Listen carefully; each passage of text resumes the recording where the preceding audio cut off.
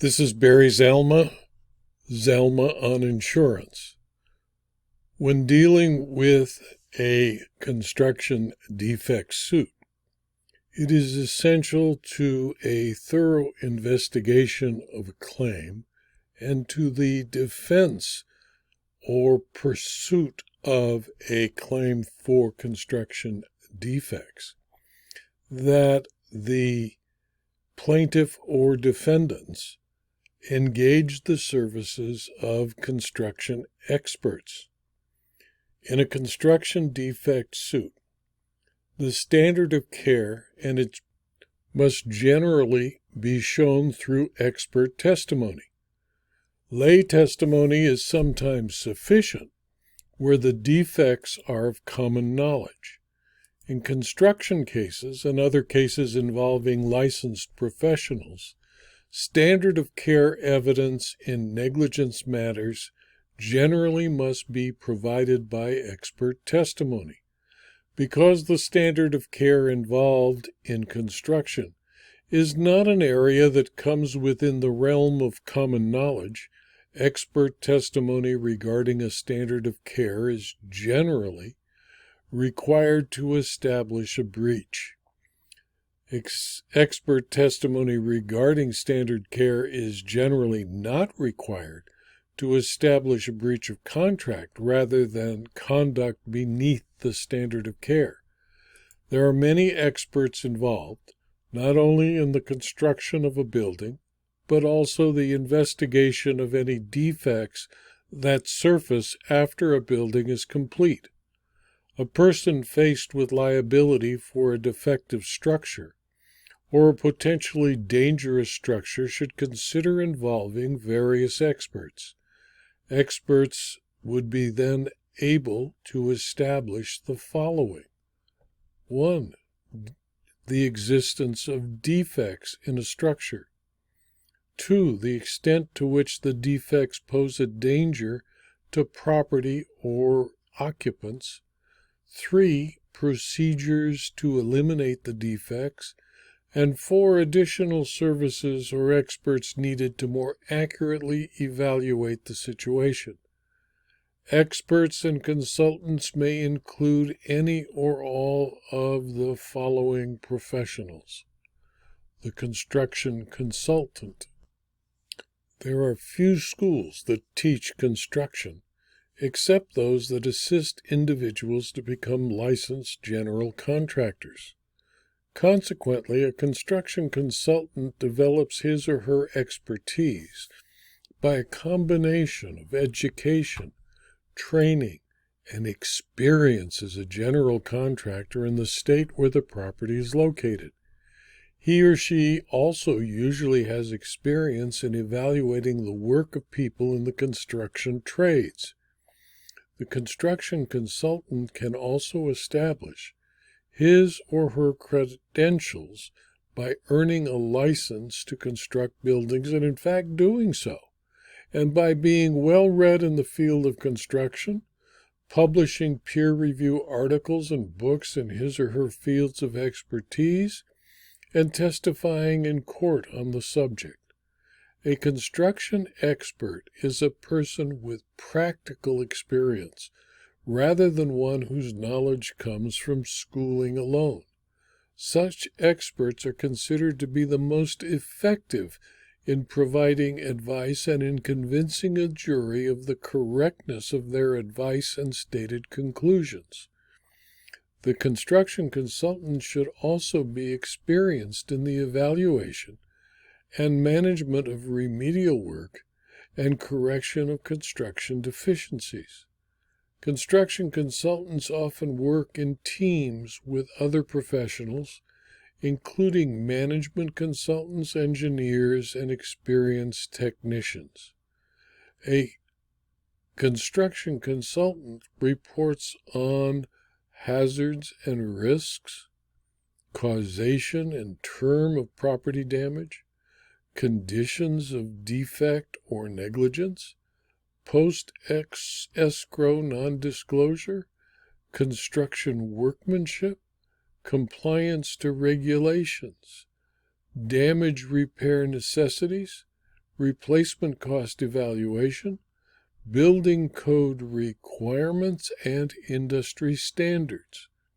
The consultant can also provide information concerning a contractor's performance and responsibilities, contract obligations, job health and safety, documents and plans, asbestos issues, moisture, water flow intrusion, fire, windstorm, or other construction damage, and job site accidents. The consultant can assist in the duty to comply with building codes and standards and use the results of any investigation and evaluations of construction or design deficiencies to define required corrections.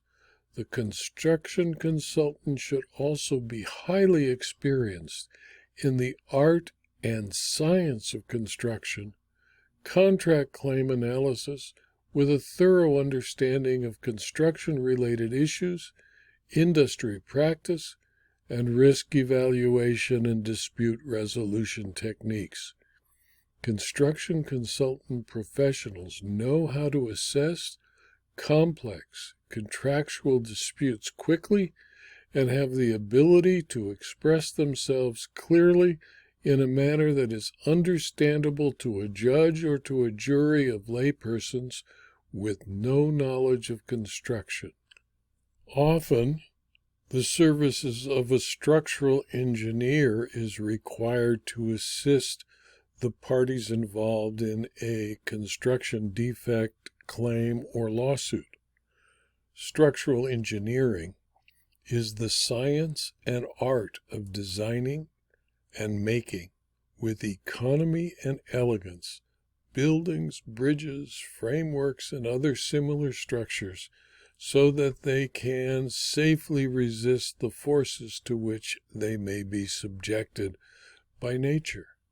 Structural engineering is a specialty within civil engineering. Civil engineers design highways, airports, train yards and terminals, wharves and ports, beaches, water treatment facilities, aqueducts, retaining walls for landscaping, and tunnels. The structural engineer learns how to do all these things too, but then specializes in buildings and frameworks. Structural engineers often do work that includes some civil engineering.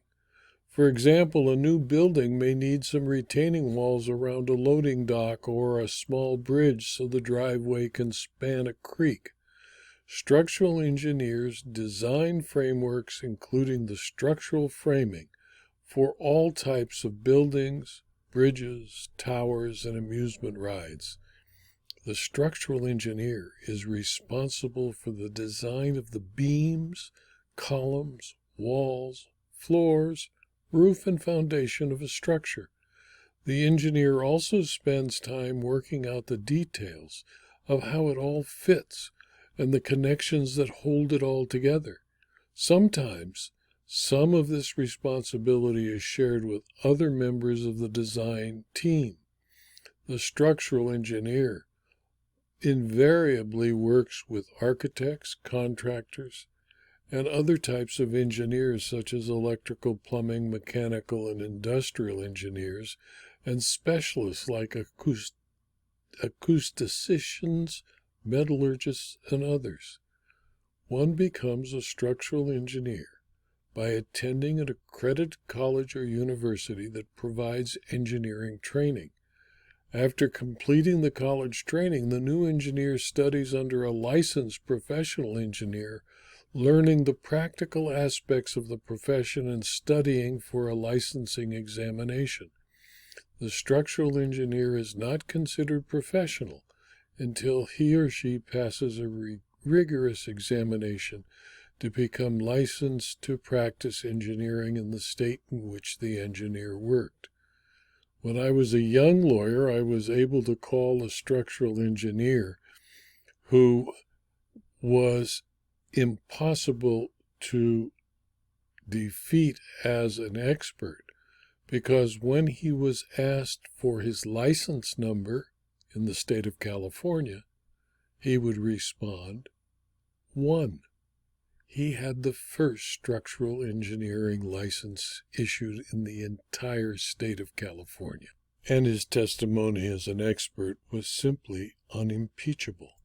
Another expert useful to a construction defect investigation is the geotechnical engineer. The geotechnical engineer, along with the structural engineer, is responsible for the stability of the structure. The structural engineer is responsible for the structure itself, while the geotechnical engineer is responsible for the ground upon which the structure is built. No matter how strong the foundation or footings, if the soil on which the foundation is placed is not stable, the entire structure can fail. An geotechnical engineer, therefore, designs foundations for buildings, roads, bridges, and other structures. To do this, the geotechnical engineer goes into the field with a drill rig and obtains soil samples at various depths across the site in question. They test the samples to see whether they contain clay, sand, rocks, etc., and analyze other characteristics that could determine behavior as construction material. Geotechnical engineers will also run tests in the laboratory to determine soil characteristics. With the information obtained from the field and laboratory, the geotechnical engineer calculates the strength, compressibility, and other things that affect the behavior of the soil when the load of a structure is imposed, and determine the safe loading of that structure for the soils present. A forensic geotechnical engineer does the same work after the construction is completed to determine what went wrong to cause damage to the structure or adjoining property. The geotechnical engineer is a professional graduate of an engineering college or university, holding degrees up to and including the PhD in civil engineering with a geotechnical specialty. Many construction defect cases arise from leaking roofs. And for that reason, it is often useful to retain the services of a forensic roofing consultant. The forensic roofing consultant is a specialized construction consultant whose expertise is limited to roofs of structures, and the damages that occur when a roof fails to perform as designed. The roofing consultant is a necessary member of a team investigating a construction defect when the damage seems to result from water intruding into the structure from areas of the roof. If the defect is limited to the roof, the roofing consultant may be the only expert needed. If not, the roofing consultant can be part of a team with the structural engineer, the geotechnical engineer, and the construction consultant. A forensic roofing consultant can help the lawyers or claims investigators by providing forensic services that include a nuclear moisture roof survey, using a non-destructive X-ray analysis of the roof or floor system to identify moisture levels beneath existing physical barriers like the roof. Such a survey will result in a report and contour map showing the point of origin of moisture infiltration. The roofing expert may also provide backup data by capacitance and thermographic instruments, preparation of drawings and plans prepared to scale, and projections of fiscal cost calculation and remediation. The forensic roofing consultant will also prepare a report that will convince all parties what the problem with the roof is, if any, where it is leaking, why it is leaking, and how to remedy the situation. The forensic roofing consultant will also be able to provide convincing expert testimony at trial. Sometimes, building codes become important to a construction defect, claim, or lawsuit, and an expert called a building code compliance expert can be retained. Building codes are in place to make sure that buildings provide a safe environment for the people who will be occupying them. For the builder, complying with all codes is essential. Building code compliance is also extremely important to a property owner concerned with establishing that a building is sound enough to last for many years and is safe for occupancy.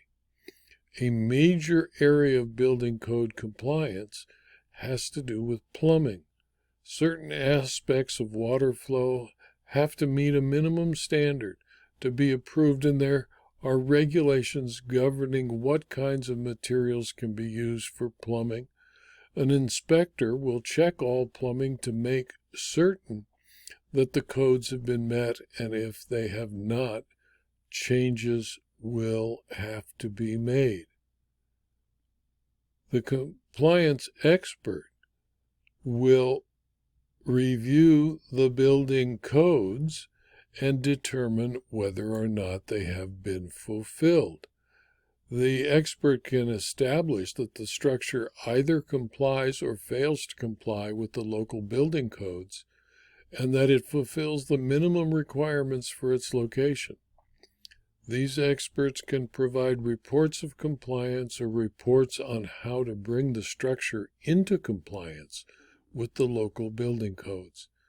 They also can testify at trial to establish compliance and lack of negligence, or otherwise, of course, on the part of the litigants, the exact opposite. Many other experts can be useful, like the architect and insurance coverage or insurance claims consultant, all working individually or as part of a team to put together a case establishing either that there was a defect that caused damages or that there was no defect that caused damages, and that are able to assist both the owner and the claimants on how to deal with claims of construction defects. This video was adapted from my book, Construction Defects and Insurance, Volume 1, which is the first volume of an 8-volume treatise, Construction Defects and Insurance, available as both Kindle books and paperbacks from Amazon.com. If you found this video to be useful or interesting, please pass it on to your colleagues. It's free. And please also subscribe to my YouTube channel, my Rumble channel, my blog, and my Substack program so that you can be informed of future videos and future blog postings. Thank you for your attention.